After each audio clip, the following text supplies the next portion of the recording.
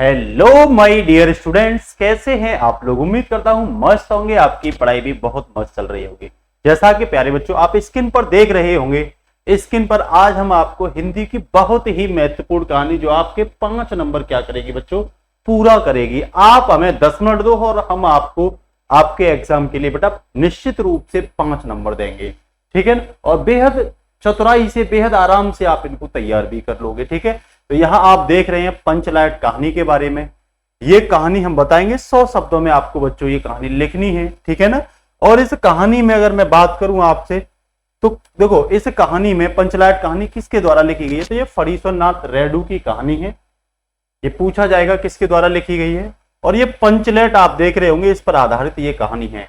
इसमें कौन कौन का रोल है तो आप लोग ध्यान रखना। इसमें गुलरी काकी का रोल है, इसमें भैया गोधन का रोल है बच्चों, मुनरी का रोल है, साथ ही साथ गांव के जो सरदार हैं तो भैया सरदार जी का भी इसमें क्या है, जो गांव के मुखिया होते हैं उनका भी इसमें क्या भैया रोल है, ठीक है।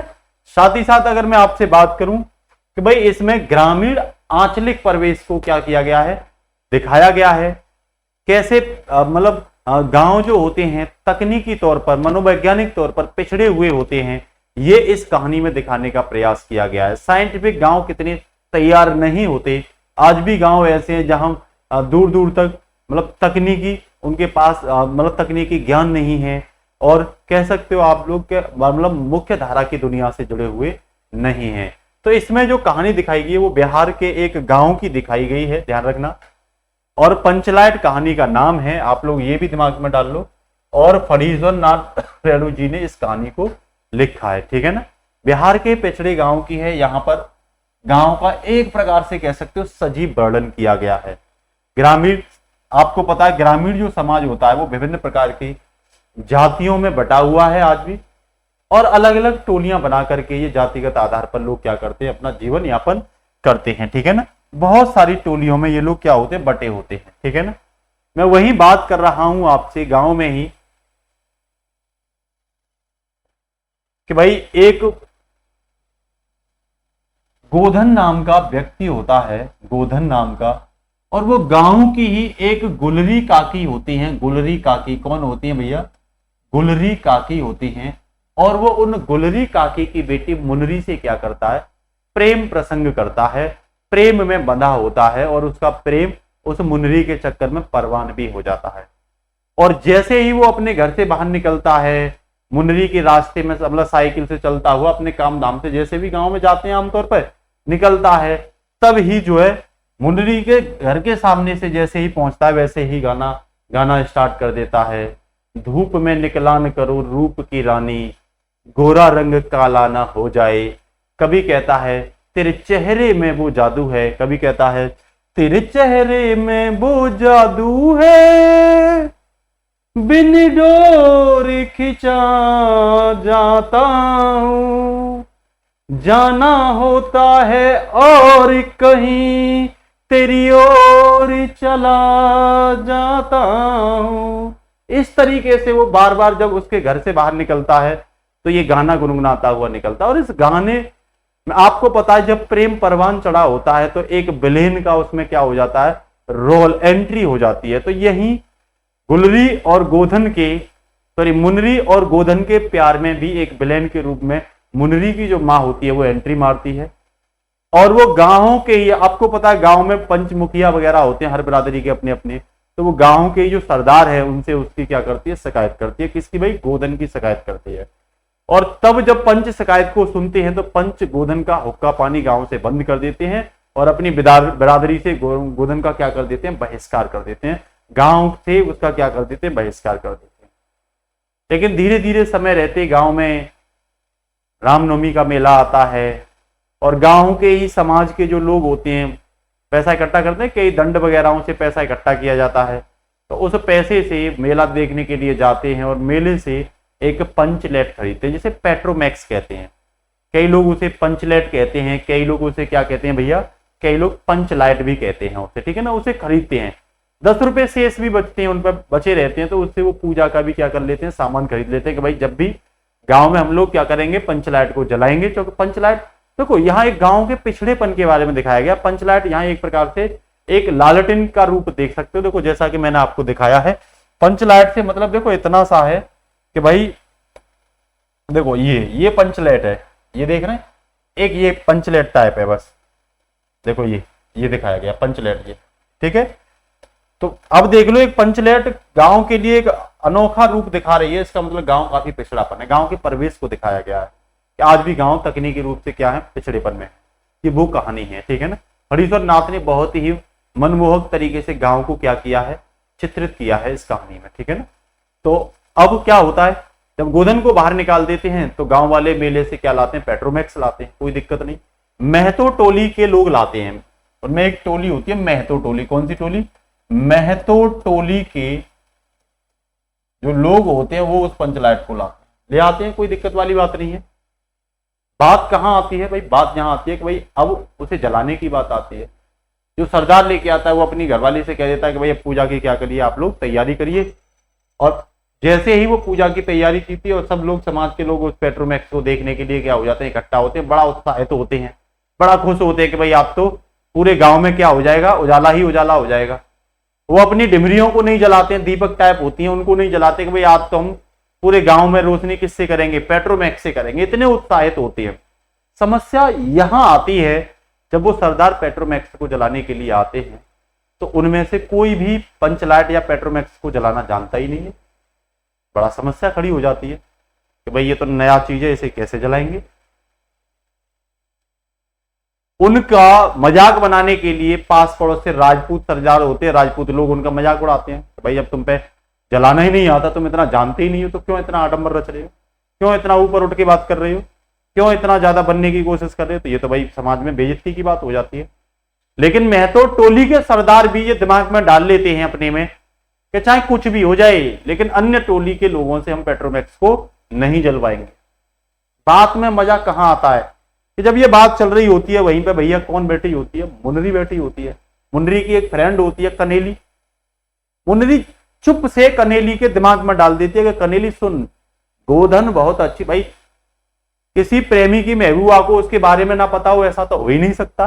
घर के बारे में नहीं पता होगा, अपने महबूबा के बारे में पता होगा। तो चुप से एक अपनी सहेली कनेली के दिमाग में डाल देती है कि भाई गोधन को पेट्रोमैक्स जलाना आता है। तो कनेली चुप से सरदार महतो टोली के सरदार के पास जाती है और इस बात को डाल देती है कि भाई हमारी ही टोली का गोधन जो है इसे अच्छी तरीके से जलाना जानता है। लेकिन बात यह आती है कि भाई गोधन का तो हुक्का पानी गांव से बंद हो चुका है।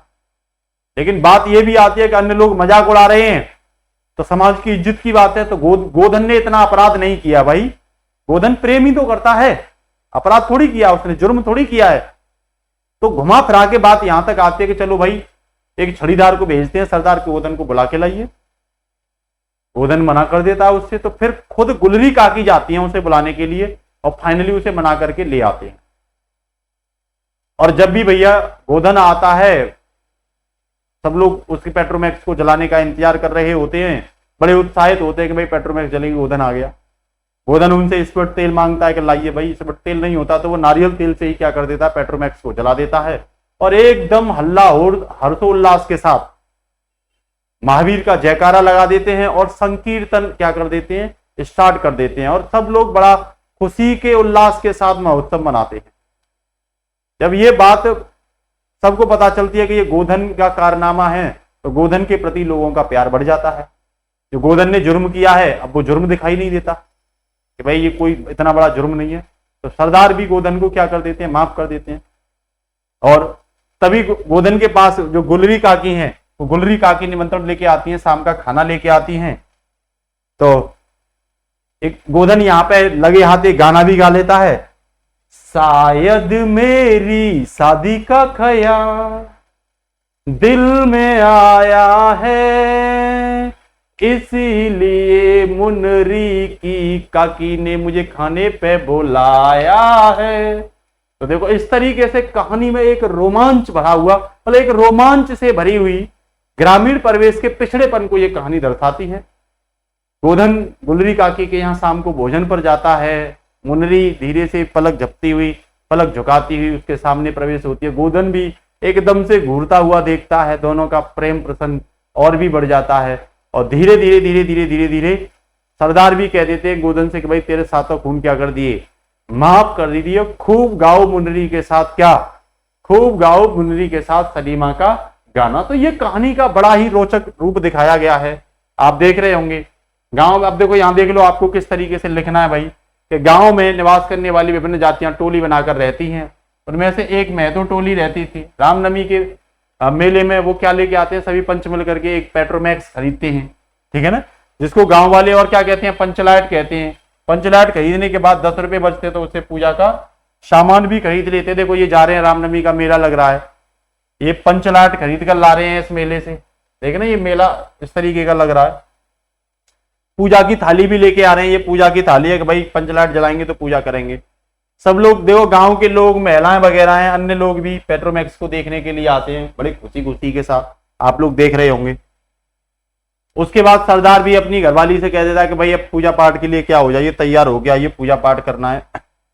अब सरदार दिमाग ये लगा रहे हैं, जब जलाने के लिए आते हैं बड़ा टेंशन में आ जाते हैं, फ्रस्ट्रेशन में आ जाते हैं कि भाई हमें तो आता नहीं है जलाना, बड़ा बेइज्जती महसूस करते हैं अपने आप को, यही कुछ। तो देखा, पंचलाइट को जलाने के लिए हरि कीर्तन का आयोजन भी किया जाता है, उस टोली के सभी लोग पंचलाइट देखने के लिए आते हैं।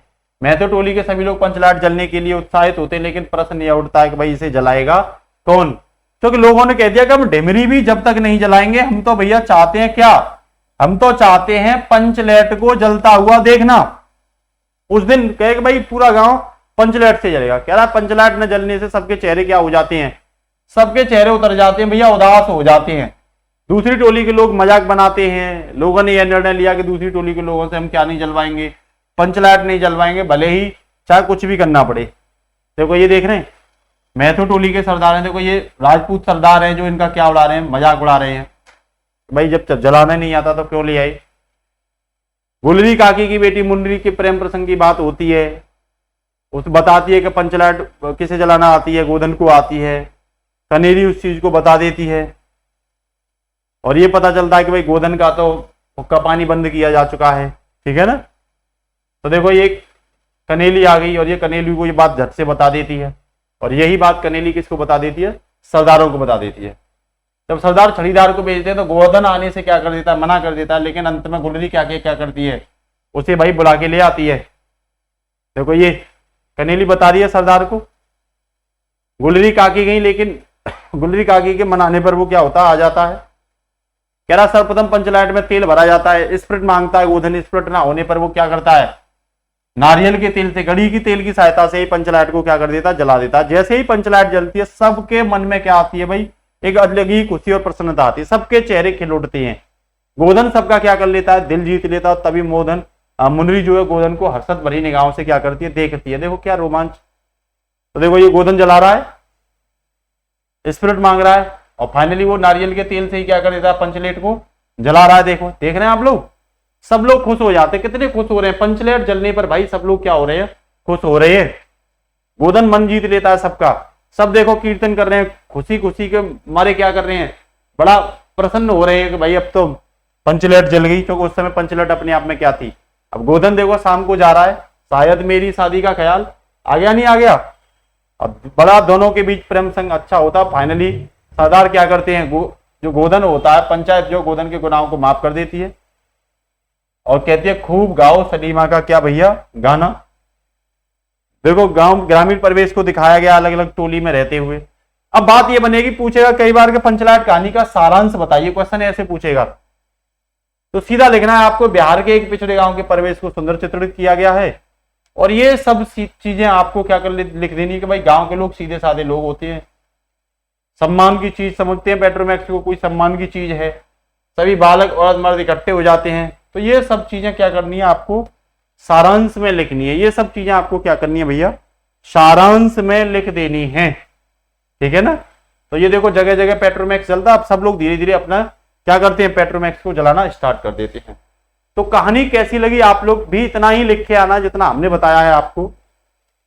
समीक्षा में अगर आपसे पूछे कथा वस्तु या समीक्षा बताइए, समीक्षा में सिर्फ आपको ये लिखना है कि भाई आज भी गांव के लोग काफी जो है तकनीकी रूप से पिछड़े हुए होते हैं, सीधे लोग होते हैं, छोटी मोटी चीजों को इज्जत मान लेते हैं और प्रेम प्रसंग को अपनी इज्जत मान करके गांव से आज भी बहिष्कार का वो होता है। अलग अलग लोग टोली जातियों में बटे हुए हैं, यहाँ भेदभाव को भी दर्शाया गया है।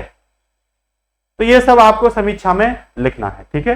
तो क्लास कैसी लगी आप लोग हमें जरूर बताना, और एक काम जरूर करना कि क्लास अच्छी लगती है तो आप सुंदर सा कमेंट जरूर लिखना, और मैक्सिमम अपने फ्रेंडों को क्लास को क्या करना, शेयर करना। मैं गारंटी दे रहा हूं 100 में से आउट ऑफ 100 नंबर बेटा मैं क्या करूंगा, आपको दिलवाऊंगा, पूरा कोर्स कराऊंगा, हिंदी का, इंग्लिश का भी।